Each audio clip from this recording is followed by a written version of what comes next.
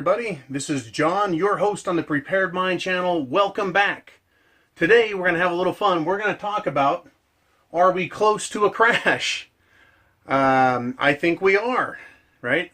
I've got some interesting things I want to tell you, and I also want to thank Gregory Manarino today for his post-market wrap-up, for giving me a silent little shout-out. So we'll talk a little bit about that after I do my presentation, and we'll have some fun. All right. Are we close to a crash? Right? Crashes happen. They happened in the 07, 08, and let's see, the tech crash in the early 2000s. We had some kind of sort of a stock market, a Black Monday or a Green Tuesday. Right? We've had the death-defying stuff that happened in 1929. We've had lots of crashes, lots of corrections. We've had lots of bubbles. We've had lots of recessions. Right? We've even had, right, we moved off the gold standard onto the petrodollar, right? So we've done a lot of this stuff, and a lot of it even in my lifetime. I'm just a youngster at age 47. I hear that a lot from guys that are older than me. You're just a kid. Damn kids, what do you know? Yeah, good stuff. Anyways, we've had a lot of that. So it's safe to say that we're going to have another. It's inevitable. However it needs to be categorized, or what terminology we need to use, that'll be up to the guys in mainstream press to come up with some really cool sounding terms. Some words, right, to camouflage how fucked we are. That's right, we're going to be fucked. So, you know, what happened is in the last crash. This is what I want to ask. What happened in the last crash that should give us some indicators of what's going to happen in the next one, right? So I talk about the 07, 08 crash. They even termed the results of that the Great Recession. You know, that is not an original phrase, right? We had the Great Depression. The one in the late 1800s was pretty nasty, by the way. But we had the Great Depression in the 30s there. They called this the Great Recession. In the Great Depression, the country had to grow its way out of it, economically, financially, through growth, through hard work and effort. In the Great Recession, the last 10 years that we've lived through, there was a change. Since 07, 08, the change has been quantitative easing. That is borrowing enormous sums of money in the billions and trillions of dollars that we know of, right, to drive the market up. You know, the market went up, but that's a red arrow up.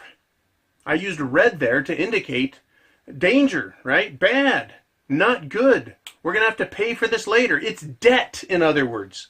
They used debt to drive us out of the Great Recession, supposedly, even though I think we're still in the Great Recession, but it's been a recovery.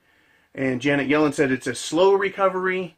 And so who knows, right? All I know is I look out my door and I see a different world than what they're telling me to see on the news. So I say we've got a crash coming. Recession, depression, crash, whatever you want to call it, it is coming. And the further we get down the road, the more the clock ticks, the more the experts, the smart guys who wear a tie. I didn't wear a tie today, but I did wear the jacket because I'll be going back to work, to my second job, right? Because a lot of us have to have more than one job. So, you know, I can dress nicely, right? Anyways, recession, depression, crash, right? What is going on? Well, we have indicators of these crashes that the experts are talking about, or the upcoming crash, or bubble pop, or correction, or however they want to sprinkle the candy coating on it. Right? They're going to lace it with some honey and make it all tasty so it's more palatable. Right? We'll swallow that. Right? But what we have is indicators. We have normal and what I call abnormal indicators. Okay, normal. What do I mean by normal indicators that we're heading into a recession? Well, to start, let's talk about the curve of the bond yield, right? That's the 10-year versus the 2-year bond, right? They have different rates of return. In order to make money appear, right, in order to get investors to buy these bonds, Sometimes they'll raise that 2-year rate up higher than the 10-year rate. People will stop buying the 10-year, they'll buy the 2-year, right? They get into the market. They get that money now. They get that injection of cash through the bond market. They want that. They need that. And what happens every time the rates go higher on the 2-year than the 10-year, and I believe at least the last 5 out of 5 times, maybe more. I'm not that thorough of an economic historian. I'm more of a different kind of professional. But what I do know is every time this has happened, at least as long as I've been alive, we go into a recession shortly thereafter, within the next 6 to 18 months.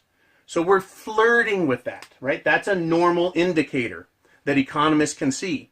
There have been lots of coverage of it on alternative news on YouTube. You can even hear it talked about on mainstream news and mainstream news articles, which I read on a daily basis, right? From time to time, I run into one where they poo-poo it.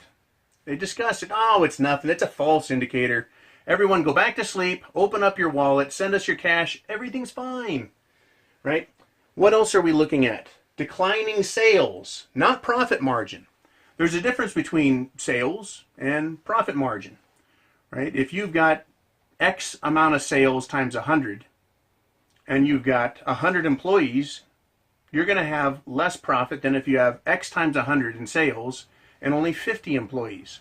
What corporations have been doing in our Great Recession is cutting as much labor out as they can, running as lean as they can, keeping inventories low, just-in-time manufacturing and shipping and production, so that their profits look good. But there are declining sales. That's also indicated by the number of store closures. Let's see, Toys R Us, Sears, JCPenney, name all the companies. I'm not going to do it because I don't have that kind of time. All the companies that have closed stores or just gone out of business altogether. Drive to the local shopping mall and see how many anchor stores there are that are closed. You're seeing it. I'm seeing it. Right? Even in my little city. Right? It's happening. Right? Sometimes entire malls shut down. Sometimes the stores consolidate and they move over to a single mall and prop it up. That's just what's going on. Another way we can see as a normal indicator of recession or depression is lower tax revenue to the government. If government didn't have a tax revenue issue, why would they be chasing every single dollar? Now, as a matter of good business practice, if you're a despot or a tyrant, you do go after every single dollar. You don't leave a dollar laying anywhere because you're a thief. You're using legalized theft. That is the power of government to extract money out of people. It is legal to do, so governments do it. And when they get caught for doing it illegally, they get in trouble. But no one goes to jail, they're the government. Okay. Anyways, enough on that small aside, right? So lower tax revenue.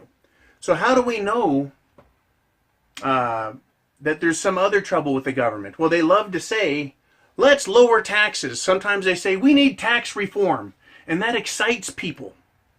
It gets people excited because they think they're going to save money. They're not going to pay as much in taxes. They're going to have more disposable income. They're going to be able to pay off their credit card debt, their mortgage, their car. Maybe send more money to Wall Street, right? So they say, let's lower taxes and stimulate the economy. Stimulate. Right? So what have we had since Trump has taken office? We've had a lot of optimism. We're going to get some tax cuts. Going to get some tax cuts. Whew. People were getting excited, right? What did that cause? Investor enthusiasm, right? Investor enthusiasm. Because Trump was elected and the belief that we would get tax cuts, people have been very excited. Send more money to Wall Street, right? Because you can't lose. You can't lose. Look at the market. It's all-time highs, right? Don't miss the train, right? Woo, woo, train's leaving the station. Don't miss it. Get your ass to Wall Street. Send all your money there, right? And don't get left behind. No, no. Get on the bandwagon. Don't be left behind, right? And another one is, and I mentioned it, market highs, low volatility. We're at and near, except for the last couple of days on the Dow, all-time highs. Last couple of days it's come down some, but all-time highs. We're in that top 99.99%, as high as it's ever been. I mean, it can go higher. It really can. As an example, I'm going to cite Bitcoin. It has gone flat, and then it's gone parabolic, straight up. From less than $1,000 to over $11,000, almost $12,000 per Bitcoin, per electronic cryptocurrency. I can't put my finger on it, right? But it's a Bitcoin, and people are very interested in it, and there's a lot of argument about its validity. Personally, I can't get into it because I've gotten out of Wall Street altogether. Otherwise, I just might be tempted to dabble. Right? It's hard not to dabble. The market's going up. All you have to do is be smart enough to know when to get out before everything comes crashing to pieces. Okay? So, those are normal indicators that I just went over. There's also some abnormal or secondary indicators. Right? There was a cool one. I woke up this morning. I listened to John Rubino. He was on YouTube. I like the way he talks and explains things. He's pretty interesting, right? He says RV sales are going up. Up. RVs, I imagine he means coaches, motorhomes, very expensive units, because he was talking about how their sales right before a recession go very sharply up. People can't get enough toys. They buy yachts and RVs and condos, vacation homes. They've got, if you're doing well, if you're making tons of money, they'll start buying toys. In my city, there's a sector of the population that loves their toys. Okay, but the toy sales go up. It's a secondary indicator. It's an abnormal indicator, but it's usually correct. Another one is trading action disobeys routines. I have for years watched the stock market. You know, I watch the major indexes, I watch certain commodities, and then I watch things like the FANG stocks, right? Facebook, Apple, Netflix, Google, FANG, right? But today, right, and for the past several years, there's times where things that normally go up and down together or follow patterns, they quit following patterns. Today was an amazing day for that because the Dow Jones Index, oil, gold, the Nikkei, the FTSE, the GDAX, right? The VIX, the volatility index, they all dropped. Everything dropped. All the stuff I watched dropped.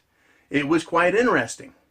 I was like, what is going on? Usually one thing goes down and something goes up, right? The bond yield went down a little, the one I watch, the 10-year. Everything went down. Normally, one thing goes down and something else pushes up. You know, kind of a seesaw teeter. The money comes out from somewhere. It's got to go somewhere else. So where did it go? Interesting questions. It wasn't a huge loss on the Dow. So there's no panic there. Right? There's no panic. But for me, the trading action disobeyed routines. To me, that's an abnormal or secondary indicator that there's something going on in the market. Something we need to understand. Now, here I am talking about Wall Street, investing, government, business, economy. Why? Why do I talk about this stuff? Why do I talk about this stuff? Well, because I like to talk about shit hitting the fan. What happens when all this goes fucking haywire? Right? What happens? Shit hits the fan. They stopped shit from hitting the fan about 10 years ago with TARP money, and then they hit it with quantitative easing. Pow! Big injections of your kids, your grandkids, and your money, right? That's going to have to be slowly paid back over decades. And people are now saying that we're at a level of debt that can never be paid back, much less sustained much longer. We'll find out, won't we? We're going to find out. And I have an analogy to describe how we're going to find out. But first, I want to talk about shit hitting the fan. If we get a major crash, you're going to see disruptions in corporate behavior, government behavior. people who are on entitlements, welfare, right? They're going to have a hard time. We're going to see areas, at the very least, of shit hitting the fan. On top of that, when we have major crashes, right, we typically have war. That's what I like to call a normal indicator, is the threat of war. If the threat of war is real, we could be close to a recession. It's just one of those things. It gets your attention. Gets your attention. So, what has all of this done for us, though? All of this quantitative easing and all of this market enthusiasm and stimulation. What has it done? Well, it's bought us time. Time. It's interesting. There's people that are calling for silver and gold to skyrocket, and people are upset because it's not. It's being suppressed.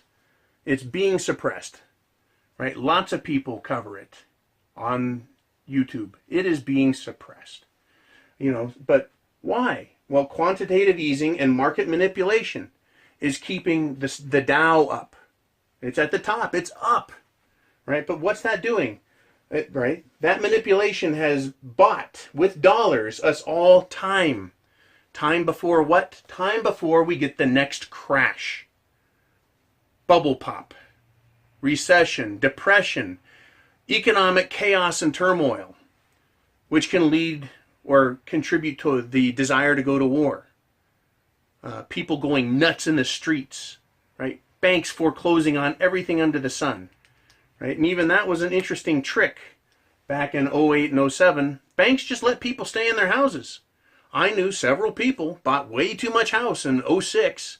They got to 08, 09, they lost it. And the guy's like, John, I'm living in my house for free. I quit making payments, and nobody's shown up to change the locks.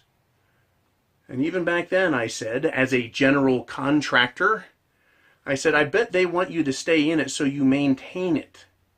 The house stays in a lived-in condition and doesn't get used by squatters. That is, people who just kick the door in the back and then move in and ransack and destroy the house while they live in it until the bank realizes their property is being destroyed. So let the owner stay in it for free, and that way that house doesn't look like it's being foreclosed on. That way the market looks better, right? Interesting stuff.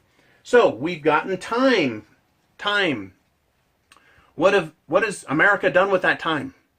What has the average American done with all of this time? They've gotten into more debt, right? They've continued to try and buy houses as the market goes up. They're buying cars, right? It's just more of the same. We're in bigger trouble now in 2017, almost 2018, than we were back then. Bigger trouble. Why? The derivatives problem, right? That was the thing that got blamed. The derivatives. They didn't fix it. And we have other issues besides. And I've touched on them in the past. Student loan debt, personal debt, credit card, right? All kinds of problems. Unfunded pension liabilities. Billions and trillions of dollars that isn't where it's supposed to be. It was supposed to be on Wall Street being invested. And, the market's at the top. If we have a haircut, where do you think the value in those stocks is going to go? So the value of stocks. The value of stocks. Right? That's what people are counting on as a great return on investment. Now, banks play games. They have been manipulating things. I want to use a rubber band as a simple analogy to show how the market should work, right? Let's say this rubber band represents the market. It stretches, it moves, it grows, it changes, but you put energy into it and it gets a little rebound and it moves up and down, up and down. Maybe we should do this, right? Now, we've been in a lot of trouble here. We had the Great Recession, and they are ballooning, putting more and more cash into the market, pumping things up. Right? They're stretching the system. They're making it bend in ways it was never designed to move. Now, first it takes energy to go from here to here. And then it takes energy to continue to hold that in that position. Our market right now is stretched thin. And it's being held there longer and longer as they do more and more and more manipulation. Now, here's the fun part. What happens when something starts to break? Everything breaks, right? That rubber band, or the economy, the natural order of things, in other words, wants to return back to its normal state. So the difference between the exaggerated, grossly out of shape, misshapen, mishandled, manipulated market wants to return back to its normal shape. The difference in size is going to be what I call the crash or the collapse. So it's a simple analogy for us guys that can barely chew gum and walk. That's a good one for Greg. Okay, anyways, so that has bought us time. All of this manipulation as preppers, as people who are preparing for shit to hit the fan. It's bought us time. That's dissuaded a lot of people. They're like, hey, I thought shit was going to hit the fan back in 2011, 2012, 2013, 2014. They've been adding more and more money, inflating, ballooning, hiding, manipulating, using, right, stimulation to keep everything going. That's what it's done for us as preppers. It's given us more time to get food, water, shelter, clothing, medicine, and a means of self-defense. Because when shit does hit the fan, you're going to need all of those items to get by. Maybe some areas will be worse than others. Maybe we'll all be fucked. Right? And forgive my French, but that's the way that my language goes. Why? Because it's fun. It's colorful. I like having fun on here. Right? It's very fun. Okay, so first thing I'd like to do, or at this point, I'd like to stop. I'm going to have my scotch. This here scotch, right? That one drink, 21-year Glenfiddich, is more than a single bottle of most scotches go. And then I've got this cigar here. It's an Arturo Fuente Hemingway. You can pick them up relatively cheap, or you can pay upwards of 20, 30 bucks for them, depending on, right, supply and demand, market stuff. So, what was interesting is that I mentioned that Gregory Mannarino mentioned me without saying my name, and I don't have any problem saying his name or his channel. He's very informative. He's very entertaining. He teaches a lot, right? But he mentioned some guy that drinks scotch, smokes a cigar, and sits in front of his truck. That's me! Thanks, Greg. You rock, buddy. Now, it would have been nice if he had said the prepared mind and actually thrown a fucking bone out there. But I don't have any problem saying, go ahead, watch Greg. He's good. He's good for information. Right? I have nothing against the guy. I do, however, talk about money and investing and trading and stuff from my perspective, how I look at things. And I don't claim to be the authority, what's right. People do what they do. Now, I want to prove one thing, though, for Greg. He says I can't walk and chew gum. So what I'm going to do is I'm going to chew on my cigar. I'm going to walk. I'm going to hold my scotch. Ooh, after drinking scotch. And I'm going to do something else. Ready?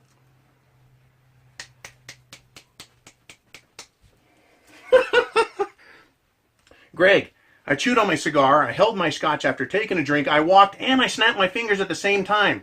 You are incorrect, sir. You know, Greg's probably a really nice guy.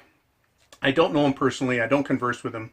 If he wants to get a hold of me, he can. That's cool. I'd love to talk to him privately off the record, of course. You know, he's a nice guy. And I'm very sorry that, Greg, I'm sorry your dog died. I understand the pain you went through there. I had my Wonder Mutt, Duchess. I called her Dutch for short. She was half German Shepherd, half White Lab. She lived 14 years. It was the greatest dog a guy could ever want. Great dog. So I feel very sorry. I'm very sorry indeed that you lost your dog. Only thing worse would be losing a human family member. So, anyways, Greg, I can do a lot more than walk and chew bubblegum. So, let's go on to the next thing, and I'm going to talk about why Gregory had to mention me. That is a fine scotch. And you can also see that it's dark behind my blinds, meaning I'm not outside drinking in the middle of the day.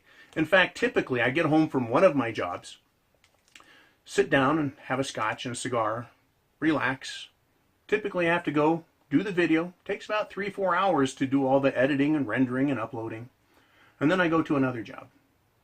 So that's kind of a low shot, Greg. Bad boy, bad boy. So what I'm going to do is I'm going to retort in kind.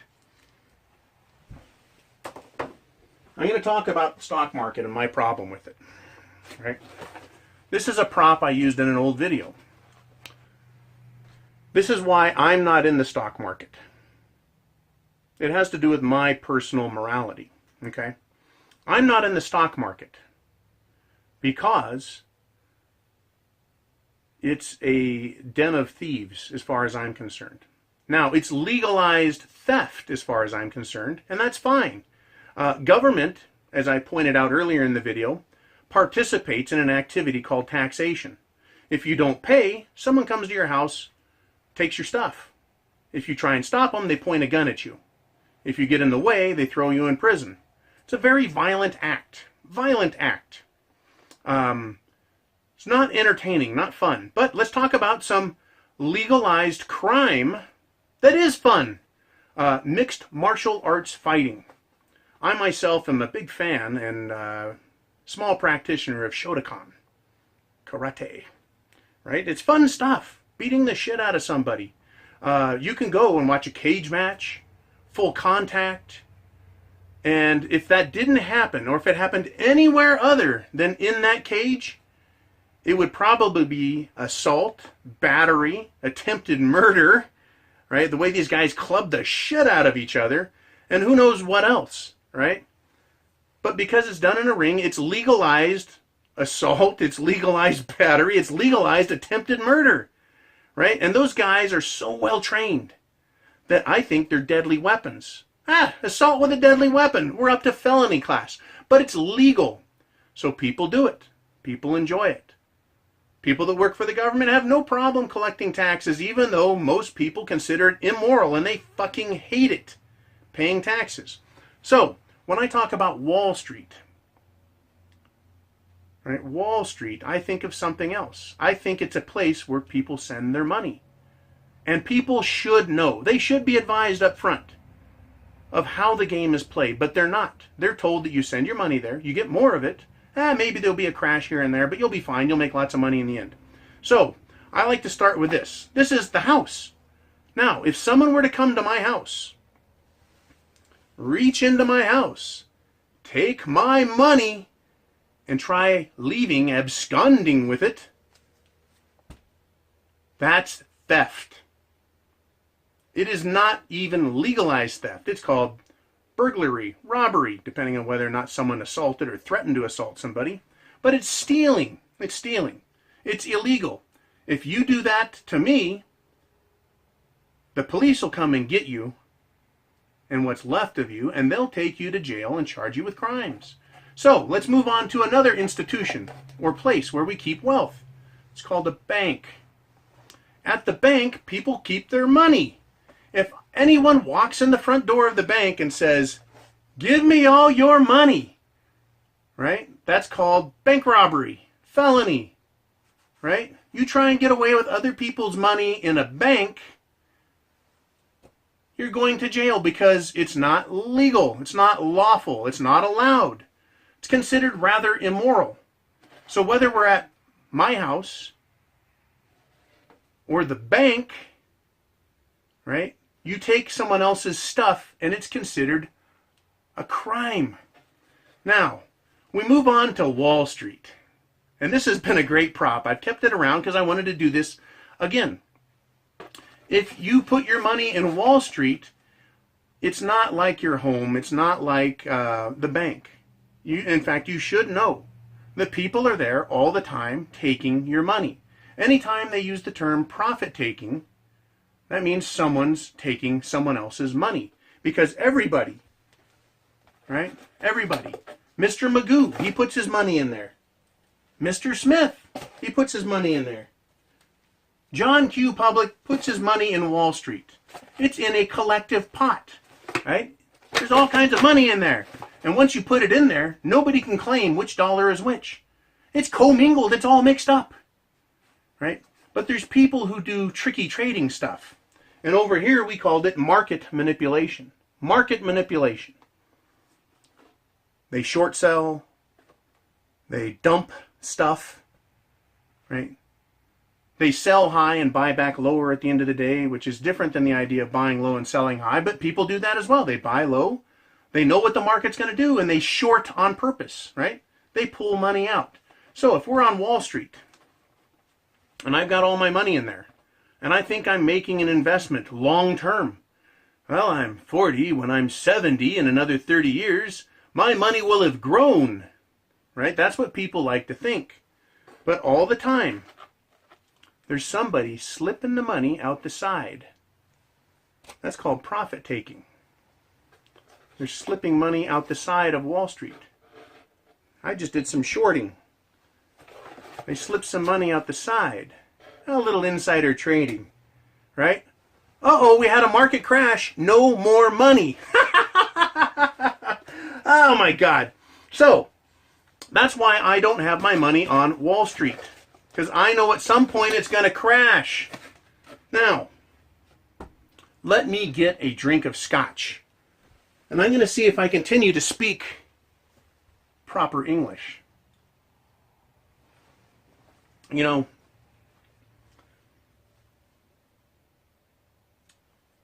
the investing game is interesting. It comes down to just your basic personal belief system. I believe that people that make money doing trading, they're participating in a legal exercise. The same way fighters in a cage, they get paid a lot of money to beat the shit out of each other, which otherwise would be a crime. People who trade on Wall Street, people who short the market, who manipulate the market legally, I guess, because no one's going to jail, they're doing so legally. They're not doing anything wrong. You know, they don't feel bad about it because that's what they do to make money. People that are tax collectors, they work for the government. They don't believe they're doing anything wrong because that's how they make their money. And people who trade on Wall Street, they feel just fine. Now, people that are traders, that take money out and they make $10,000, where did that come from? Money doesn't grow on trees, right? It had to be someone else's wealth. Now, little guys that make less than $1 million a year, they aren't the big guys. They're making little bits of money. I bet the money traders make on a daily basis is less than 0.1% of all the money that regular Joes that have their pension funds sent to Wall Street. I bet they're only getting screwed out of less than 0.1%. And the big bankers and the super wealthy, the market manipulators, they're the ones doing the heavy-duty screwing. You know, where I have a problem is just with me personally, just with my particular morals. Knowing that other people put their money in there, and if I take out a profit, not based on being in there 20 years and watching Caterpillar grow from a company this size to a company this size, having gained value through hard work and effort, and not selling and buying and selling and buying and selling and buying and selling and buying and taking other people's money out of the market, right? Sneaking it out the side. That's the difference. For me, it's a question of morality. For other people, it's a question of making a living in a legal fashion. So if I insulted Gregory Mannarino, Gregory, I apologize. No insult intended. But I do talk about that. That is not, it's not good for me. And I don't consider it being Robin Hood. If you do it, Robin Hood stole from the rich and gave that to the poor. And you're saying, well, I'm helping other people do the same thing. But they're not stealing from the rich, they're stealing from everybody collectively. That's okay, right? It's legal. And not everybody's benefiting, right? Just those people who are savvy enough and don't have a moral problem with the way the market operates. And you really can look at it and say, well, people know it's a gamble, it's a risk. A lot of this information, this is not top secret, folks. It's not top secret. This information's out there. And if you're going to be in the stock market, you should be fully aware of everything. The risks, the fact that people take money and pull it out the side, and that's how they pay their bills. How do they think they pay for those fucking buildings in New York and pay for those secretaries with the Coach purses right? And the Louis Vuitton shoes and bags and whatever else they wear, and their enhanced breasts and nice hairdos. That all costs money. That money comes from somewhere. And they don't make money on Wall Street. They have people send money to Wall Street. You know. Anyways, Greg, if you want, go ahead and give me a call, buddy. Get a hold of me. There's apparently someone telling you about my videos where I talk about you. The reason I mention you in particular, Greg, is I want people to watch you. I think you're very informative. You do a great job explaining some of the intricacies of how the market works. Right? You have a good understanding of how to make money, and it's interesting to see that, because if you're doing it, others are doing it, and we all need to understand the aggregate effect that has on the market. And if you're doing it on this scale, it's easy to see how mega banks are doing it on a scale that is off the charts. It's easy to see that when we have a market crash, that money doesn't just evaporate. The people who own sell at the highest edge of the market high. And by the time they get done selling everything they have, the market crashes. That's how we get a 30, 40, 70, 80% loss of value in individual companies and the market at large.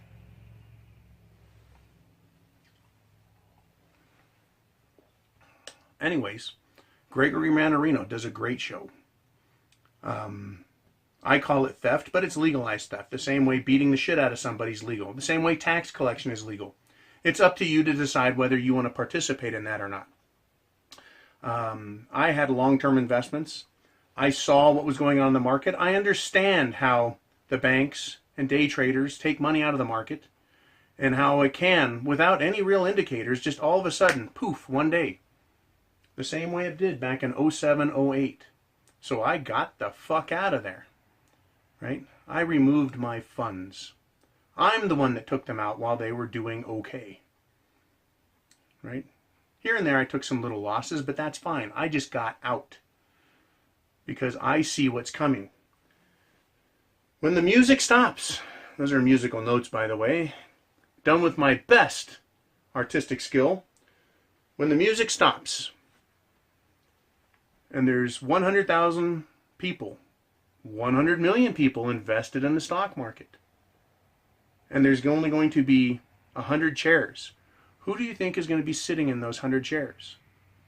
The 100 most connected, wealthy people on Wall Street. Let's see if I can do that. No ringing, not a wine glass. Those 100 people, they're going to be the ones getting the chairs when the music stops. For the rest of us, we're going to be facing a shit hits the fan scenario. So, once again, thank you for watching. Thank you for joining me on Patreon. Please do Gregory Mannarino a favor. Go check out his website. I don't want any rudeness coming out of our crowd to him. I think he's like I said, he's a very well-spoken, seems to be very intelligent.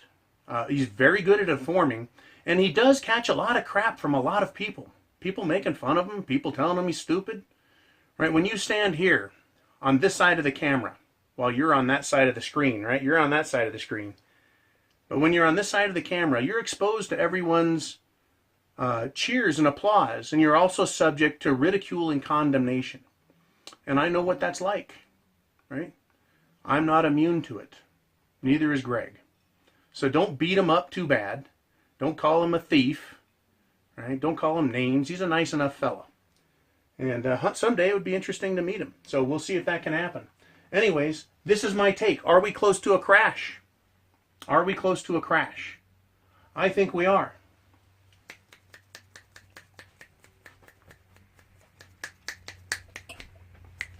I did the cha-cha while drinking a scotch and snapping my fingers.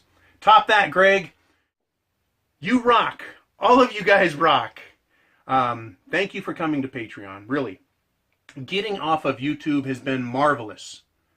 Marvelous. I do my weekly wrap-up where we sit back and we rap. Right? We do that wrap-up. Other than that, I'm off there. There's just too much chaos and stupidity.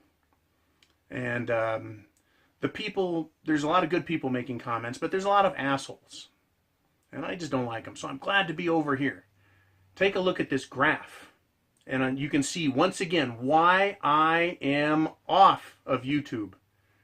Right? Up, knocked me down at the beginning of last year, climbed my ass all the way back up, all the way back down to the bottom, right? Why? Because they don't want this message to get out. They don't want what I talk about and what you should do prepping for SHTF. They don't want it out. And other people on YouTube we complain about, right? YouTube and what they're doing. I was contacting and reaching hundreds of thousands of people a week. Sometimes 100,000 a day. And they put an end to that with their computer algorithms. So I have good cause to be upset with them. Right? They've crushed my channel. They've crushed not just my ability to talk, but other people's ability to hear. Right? I can talk all day, who gives a fuck? But people who want to hear the information, learn and figure out what they need to do. Get food, get water, get shelter, get clothing, get medicine, and a means of self-defense. Put that together with a plan, and your odds of dealing with whatever shit hits the fan comes down the road are improved. You guys, thank you for everything. Chance favors the prepared mind. Some people have a genius IQ. Chance favors the prepared mind is yours. Godspeed to you all. Semper Fi. Indeed.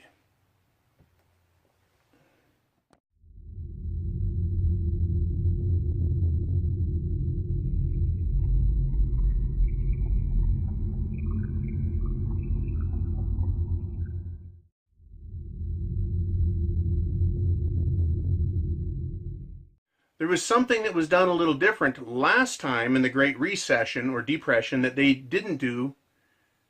Let me rephrase all of that. You rock. All of you. All of you guys rock.